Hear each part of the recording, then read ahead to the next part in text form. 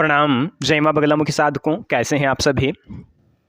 आज पुनः प्रस्तुत हुए हैं एक नए विषय के साथ आपके समक्ष। अधिकतर साधकों का प्रश्न था कि क्या पंडित जी आज भी यह संभव है कि कोई तांत्रिक, कोई तंत्र को जानने वाला व्यक्ति कहीं दूर बैठे अन्य इंसान को तंत्र की मदद से प्रभावित कर सकता है अथवा नहीं। क्या यह सत्यता के मध्य में है कि जो बातें हमें सुनने या पढ़ने को मिलती हैं तंत्र के विषय में, तो क्या इस प्रकार से आज के युग के मध्य में भी होता है? तो कृपया इसके ऊपर प्रकाश डालिए। तो साधकों, सर्वप्रथम मैं आपको इस विषय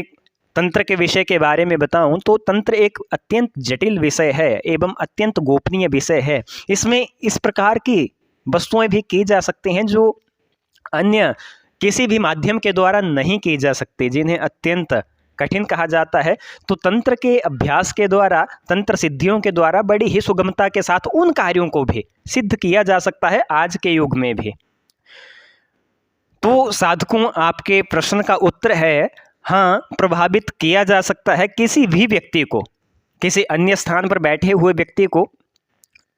अन्य स्थान पर बैठे हुए तांत्रिक के द्वारा, किसी ब्राह्मण के द्वारा, पंडित के द्वारा जो तंत्र का अभ्यास बहुत ही अच्छे ढंग से कर चुका है, उसके द्वारा प्रभावित किया जा सकता है। तो अब आपके मन के मध्य में प्रश्न उठ रहा होगा कि यह कैसे संभव हो सकता है। तो साधकों, आपको बता दूं कि तंत्र के मध्य में अगर इस विषय के ऊपर जाएं तो इस विषय के मध्य में दो प्रकार की विधियां हैं। दो प्रकार की विधियों के द्वारा, तांत्रिकों के द्वारा या तंत्र को जानने वाले व्यक्तियों के द्वारा किसी अन्य स्थान के ऊपर बैठे हुए व्यक्ति की मानसिक स्थिति को प्रभावित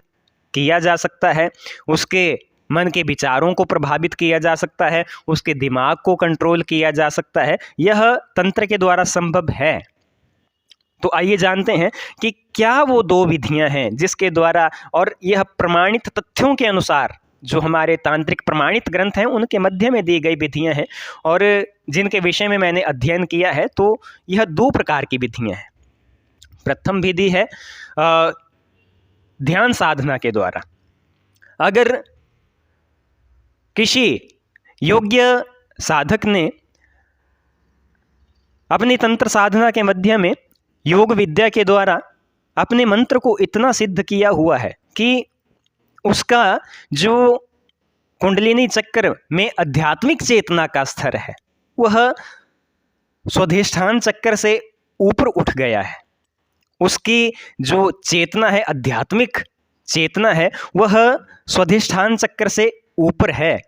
तो वह किसी भी स्वाधिष्ठान चक्र से जिस अन्य व्यक्ति की चेतना जो है वह थोड़ी नीची है, मूलाधार चक्र से थोड़ी सी ऊपर है, उस व्यक्ति को वह व्यक्ति प्रभावित कर सकता है। अब प्रश्न उठता है कि कैसे। तो महाराज, अगर उस अभीष्ट व्यक्ति के पास जो तांत्रिक है, जो इस विषय को जानता है, अगर उसके समक्ष उस संबंधित व्यक्ति का जो कहीं जा चुका है, कहीं दूर है, उसका फोटो उसके सामने रख दें, तो उसके फोटो का ध्यान करके, उसके चलचित्र से उसका ध्यान करके, उसका प्रतिबिंब अपने आज्ञा चक्र के मध्य में या जिस चक्र के ऊपर उसने ध्यान लगाकर अपनी कुंडलिनी शक्ति को इस प्रकार से प्रबल किया है कि वह ऊपर की ओर उठ रही है या उठ चुकी है, तो उस चक्र के ऊपर ध्यान लगाकर और इस प्रकार की धारणा बनाकर कि जिन विचारों को मैं इस साधक के मस्तिष्क के मध्य में डालना चाहता हूं, सूक्ष्म ब्रह्मांड के द्वारा वह तरंगें उस साधक तक पहुंच रही हैं और उसके मस्तिष्क को प्रभावित कर रही हैं। अगर इस प्रकार का ध्यान किसी साधक के द्वारा, योग्य सिद्ध साधक के द्वारा, किसी योग्य सिद्ध तांत्रिक के द्वारा किया जाए, तो अवश्यमेव साधकों, जिस अन्यत्र स्थान के ऊपर वह कोई दूसरा व्यक्ति बैठा हुआ है, उसके मस्तिष्क को परिवर्तित किया जा सकता है। परंतु इस साधना की विधि को आज आप विलुप्त प्राय समझ सकते हैं, क्योंकि इस साधना विधि को करने वाले साधक बहुत ही कम हैं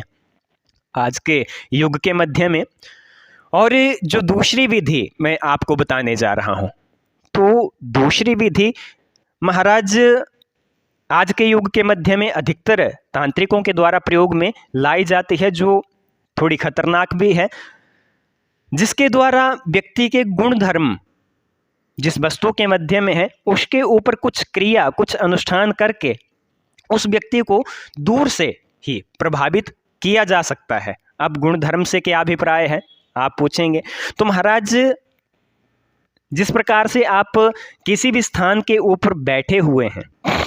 जिस प्रकार से मैं बैठा हुआ हूँ, और अब मैं कुछ क्षणों के पश्चात यहाँ से उठ के चला जाऊँगा, तो कुछ एक जो मेरे गुण धर्म हैं वह इस स्थान के ऊपर कुछ समय के लिए तब भी रह जाएंगे जब मैं यहाँ पे नहीं होऊंगा। जिस प्रकार से अगर देखा जाए तो मैंने यहाँ पे कुछ एक वस्तुओं को छुआ है, तो उनके ऊपर मेरे गुण धर्म कुछ क्षणों के लिए रह जाएंगे। अगर उन गुण धर्मों को प्रभावित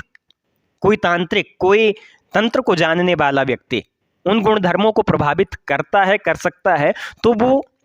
मेरे विचारों को भी प्रभावित कर सकता है, अगर उसके आध्यात्मिक चेतना का स्तर मेरी चेतना, आध्यात्मिक चेतना स्तर से ऊंचा हो तब।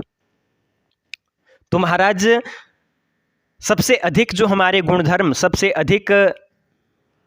दिनों तक जिन वस्तुओं के मध्य में रहते हैं वह है हमारे बाल, वह है हमारे नाखून, या कुछ एक अगर पुतली का प्रयोग देखा जाए तंत्र के मध्य में, तो पुतली का तंत्र के मध्य में पैर के नीचे की धूल के विषय में भी कहा गया है। तो महाराज अगर आपके बाल कहीं कंघी से लगे हुए हैं या आपके नाखून कहीं पड़े हुए हैं, अगर तांत्रिकों के पास इस प्रकार की वस्तु आ जाए, तो आपकी उन वस्तुओं के द्वारा वह या तो पुतलिका का प्रयोग करेगा या किसी ऐसी वस्तु का प्रयोग करेगा जिससे उस वस्तु को प्रतिष्ठित करने में उसे आसानी हो। अधिकतर साधकों के द्वारा, अधिकतर तांत्रिकों के द्वारा पुतली का निर्माण किया जाता है, और उस पुतली के ऊपर महाराज लगभग 2-3 दिन तक प्रतिष्ठा का जो एक अनुष्ठान है, यज्ञ है, वह किया जाता है। और महाराज जो यह गुण धर्म है हमारे बालों के मध्य में, नाखूनों के मध्य में, कपड़ों के मध्य में, वैसे तो तंत्र ग्रंथों के मध्य में मैंने पढ़ा है 80 दिन तक रहता है गुण धर्म, लेकिन जो मेरा एक्सपीरियंस बताता है लगभग 15 दिनों तक विशेष गुण धर्म इन सब वस्तुओं के मध्य में स्थित रहते हैं। तो अब आपको इस विषय के ऊपर जानकारी प्राप्त हो गई, तो कहीं भी अन्यत्र अनजाने में अपनी इन वस्तुओं को कहीं भी ना छोड़िएगा। और जब आप इस प्रकार से किसी तांत्रिक के द्वारा जब आपके गुणधर्मों के ऊपर इस प्रकार से मंत्र अनुष्ठान किया जाता है महाराज, तो आप चाहे सहस्त्र योजन दूर क्यों ना हो, उस पुतलिका के माध्यम से आपको प्रभावित आज के युग के मध्य में भी किया जा सकता है। यह बिल्कुल सत्य है महाराज। तो कभी भी कोशिश करें, प्रयत्न करें, जहाँ पे आप जिन लोगों को नहीं जानते हैं, जहाँ सब अनजान हैं, वहाँ पे इन वस्तुओं का विशेष ध्यान रखें कि इस प्रकार के गुण धर्म जो वस्तुएं सबसे अधिक छोड़ती हैं उन वस्तुओं को अन्यत्र यहाँ वहाँ ना फेंकें। इस प्रकार के सावधानी तंत्र के मध्य में हमेशा रखें। अगर आप इस प्रकार की सावधानी रखते हैं महाराज, तो तंत्र के द्वारा आप अवश्य में सुरक्षित रहेंगे, इसमें किसी भी प्रकार का संशय नहीं है। आपको मेरे द्वारा दी गई यह जानकारी कैसी लगी कमेंट के माध्यम से अवश्य बताइएगा। तब तक के लिए जय मां बगलामुखी, जय मां पीताम्बरा।